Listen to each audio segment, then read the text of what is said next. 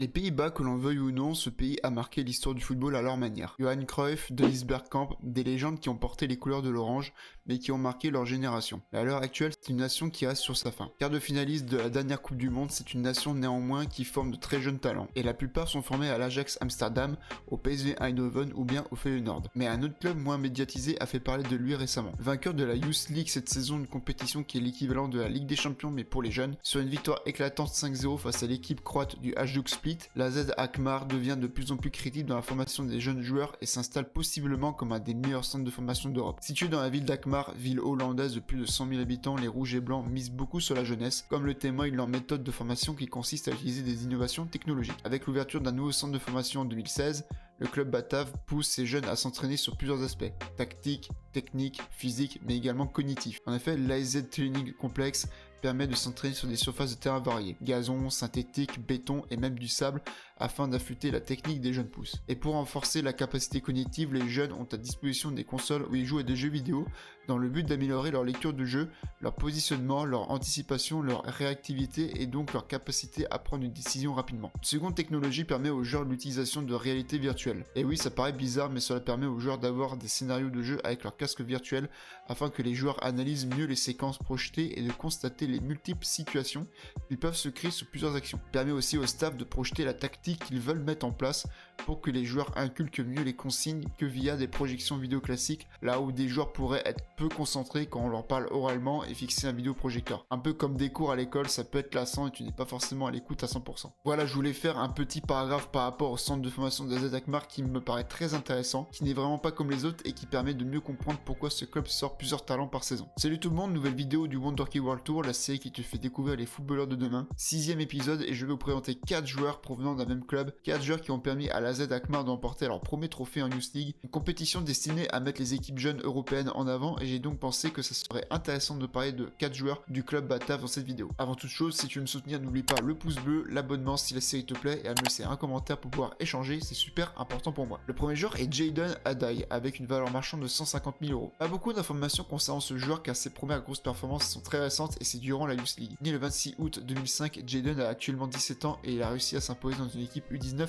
dans une équipe formant de très bons jeunes. C'est peu dire la précocité du garçon. Né aux Pays-Bas et d'origine ghanéenne, il rejoint le club de l'AZ Alkmaar en 2016, soit à l'âge de 11 ans. Avec les informations que j'ai pu constater qu'il détruisait déjà tout sur son passage la saison dernière. Il jouait principalement avec l'équipe U17 où il aura marqué 14 buts en 12 matchs et délivré 2 passes décisives. Il commencera d'ailleurs à jouer quelques matchs avec l'équipe B de l'AZ, le Young AZ. Alors c'est une équipe réserve composée quasi exclusivement de jeunes joueurs ne passant pas l'âge de 20 ans et qui évolue en Keuken Kampioen Divisie, soit la deuxième division néerlandaise, juste en dessous de l'Eredivisie. Et dans cette division, la fédération autorise les équipes jeunes de jouer en deuxième division alors que l'équipe A évolue en première division. C'est comme si la B du PSG évolue en Ligue 2, mais c'est pas possible. En France, les équipes réserves ne peuvent pas dépasser la National 2. Et cette saison, en deuxième division néerlandaise, on peut retrouver l'équipe jeune de l'Ajax Amsterdam, du PSV Eindhoven ou bien du club d'Utrecht. Arrivé à la fin de saison, l'équipe la mieux classée est l'équipe de Young AZ Alkmaar, placée 10ème sur 20 équipes dans le championnat. Ce qui démontre encore une fois que l'AZ Alkmaar possède un très gros centre de formation à ne surtout pas sous-estimer. Pour en venir à Jayden, cette saison, le joueur formé en tant qu'ailier droit jouera beaucoup plus avec l'équipe du Young AZ sans pour autant être décisif, avec 16 matchs joués pour 1 but et 1 passe décisive. Après, il alterne aussi avec l'équipe U18 où là ça se passe très bien avec 7 buts marqués en 17 matchs. Mais là où il se surpassera, c'est en Youth League. Il commencera par être buteur lors du premier match face aux Irlandais des Shamrock Rovers avec une victoire éclatante 5-0. Cependant, il ne participera pas au match retour. Jayden sera de nouveau buteur au tour suivant face à l'Étoile Rouge de Belgrade sur un match nul de partout. Il restera muet au match retour, mais son équipe se qualifie au tir au but. Tour suivant, il claque un but et réalise 2 passes décisives sur une grosse victoire 5-0 face à l'Eintracht Francfort. En huitième de finale, Jayden jouera face au FC Barcelone. Il ne marquera pas, mais son équipe gagnera 3-0. Quart de finale, l'AZ remporte encore une nouvelle fois un match à sens unique 4-0 face au Real Madrid. Voilà, l'AZ élimine le Barça 3-0 et le Real Madrid 4-0, rien que ça. Et Jayden a réalisé une passe décisive face au Madrilène. Demi-finale, match à suspense où l'AZ Alkmaar élimine le Sporting Portugal au tir au but. Et puis la finale, il n'y a même pas eu débat, comme les Nantes face à Toulouse en Coupe de France. Victoire du club néerlandais 5-0 face au club croate de l'Hajduk Split. avec un but de Jadon. Au final, le joueur aura joué 8 matchs de Youth League pour 4 buts et 3 passes décisives. Un joli bilan. Au niveau de ses qualités, il y a très peu de vidéos sur lui, mais il a l'air de kiffer dribbler au vu de son but face à l'Étoile Rouge de Belgrade lors du match aller. Et visuellement, il m'a l'air très affûté physiquement pour son âge. Il est peut-être un peu tôt pour parler de lui, mais il fait partie de ces joueurs ayant réalisé une grosse compétition en Youth League. Et vraiment, à l'AZ Alkmaar, il est conseillé comme un joueur qui peut sortir du lot. Le deuxième joueur est Wouter Gos avec une valeur marchande de 1,3 million d'euros. Alors lui, c'est un joueur un peu plus expérimenté qui a augmenté sa valeur marchande durant cette saison. Évoluant au poste de défenseur central, le néerlandais d'1m87 est né le 10 juin 2004. Il a commencé le foot dans le club amateur de l'ASV Arsenal situé à Amsterdam. Justement, l'Ajax le repère et Wouter rejoint l'un des plus gros clubs du pays. En 2016, il rejoint le centre de formation de l'AZ Alkmaar pour pouvoir progresser. Il s'imposera très rapidement dans chaque catégorie du club depuis son arrivée et devient un leader dans les équipes jeunes. Du coup, il signe son premier contrat professionnel en novembre 2020. Il n'a que 16 ans à ce moment-là, c'est très précoce comme signature à cet âge, mais les dirigeants voient en lui comme un futur patron dans la charnière centrale du club. Saison 2021-2022, il participe à la Youth League avec les U19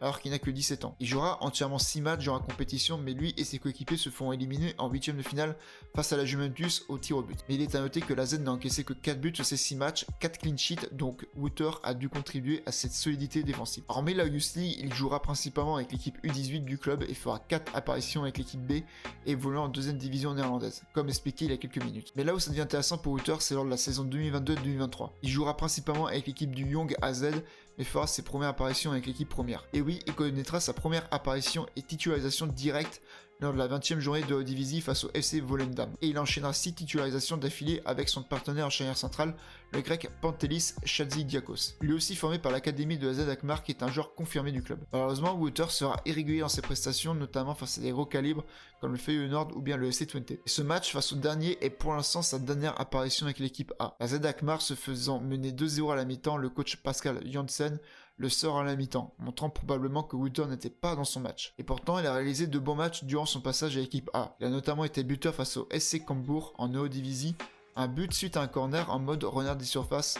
Le numéro 46 n'avait plus qu'à pousser le ballon au fond et lui permettre d'inscrire son premier but avec l'équipe première. Il a même été titulaire en 8ème de finale aller et retour en Conference League face à Lazio Rome. 2 matchs où il fera le taf et où la Z se permet même une qualification en quart de finale face à un gros calibre de Serie A. Je rappelle qu'avec son jeune expérience, Wout a dû gérer une double confrontation face à Felipe Anderson ou bien l'expérimenté Pedro. Heureusement peut-être pour lui, pas de Ciro Immobilier, il était blessé à ce moment-là. Et on voit qu'il n'est pas exemple de tout reproche comme ce but de Felipe Anderson où Wouter ne défend pas super bien sur le moment. Et concernant à sa participation en Youth League, cette saison elle est demi-participative. Il jouera 5 matchs sur les 9 au total, mais cela s'explique sur le fait qu'il était appelé à être titulaire avec l'équipe A au moment où les U19 avaient la Youth League à jouer. Donc voilà, Wouter, il pouvait pas être partout non plus. Malgré tout, quand il est là, il portera le brassard de capitaine, il jouera notamment les demi-finales et la finale. Il aura aussi joué dans différentes catégories de la sélection néerlandaise. Actuellement, il est appelé avec les U19 où il aura joué des matchs de qualification pour l'Euro U19. À 18 ans, Wouter a déjà participé à des matchs d'Eredivisie, a déjà été buteur et a même pu goûter aux matchs européens. On sent que la Z Alkmaar compte sur lui à l'avenir et prépare sa transition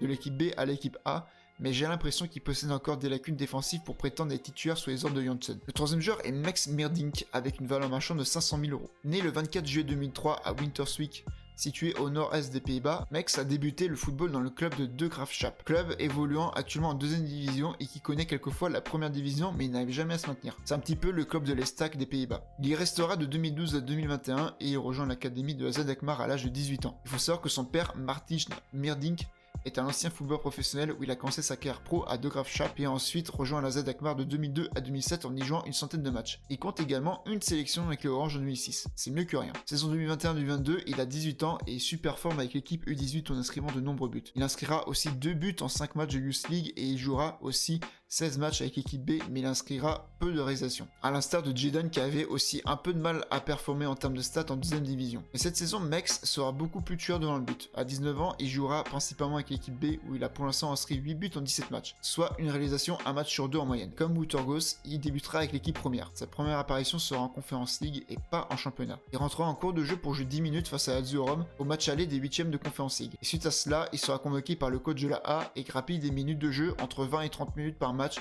jusqu'à aujourd'hui au moment où je tourne cette vidéo. Il connaîtra même une titularisation le 8 avril en championnat face au Sparta Rotterdam. Malheureusement, il ne concrétisera pas devant le but et sera remplacé par le buteur phare Vangelis Pavlidis. Donc pour l'instant, c'est 6 apparitions avec la A, 2 en Conference League, 4 en Eredivisie, sans pour autant être décisif et tranchant en attaque. Il lui faudra un temps d'adaptation pour avoir le niveau, alors que pendant la compétition en Youth League, il était chaud bouillant. En effet, il aura participé à 6 matchs de Youth League, il aura inscrit 9 buts, dont un triplé face à l'Eintracht Francfort au tour intermédiaire. Il était même capitaine dans ce match, mais surtout, il a inscrit un doublé lors de la finale et une passe décisive alors qu'il est entré à la mi-temps. Il est d'ailleurs le meilleur buteur de la compétition avec 9 buts. Max a aussi été monstrueux en 8e de finale face au Grand Barça, étant impliqué dans tous les buts de son équipe, marquant 2 buts et réalisant une passe décisive. A noter le magnifique club de son partenaire, le numéro 15, au moment de sa passe décisive. Concernant son profil, c'est un joueur qui se place bien dans la ligne défensive adverse et qui part au bon moment pour recevoir une passe en profondeur. Mais c'est un attaquant très complet qui tient la route physiquement, bon dribbleur, même si par moments il en fait un peu trop, qui possède un bon jeu de tête où il inscrit plusieurs buts en donnant des coups de casque. Comme booter, il a débuté avec la A dans l'élite du championnat néerlandais, mais n'a pas eu de vrai match ou rentrée réussie, contrairement à Wout qui a réussi quelques matchs. Max doit continuer à progresser et assez rapidement car il arrive bientôt à ses 20 ans. Le quatrième joueur est Ernest Poku avec une valeur marchande de 300 000 €. Lui, c'est un nom que pas mal de gens devraient connaître, peut-être via le jeu de foot Football Manager ou bien par les médias. Fabuleux lors de la Youth League, il est considéré comme un grand talent, possédant un potentiel plus grand que ses 3 coéquipiers présentés précédemment. Véritable dynamiteur de son équipe dans cette édition de Youth League, il est probablement le meilleur joueur de cette compétition cette saison. Participant à l'intégralité des rencontres, du premier tour jusqu'à la finale, il aura été 9 fois titulaire pour 8 buts inscrits et 2 passes décisives. Ernest sort surtout un match exceptionnel en finale où il a inscrit un doublé et donne une passe décisive,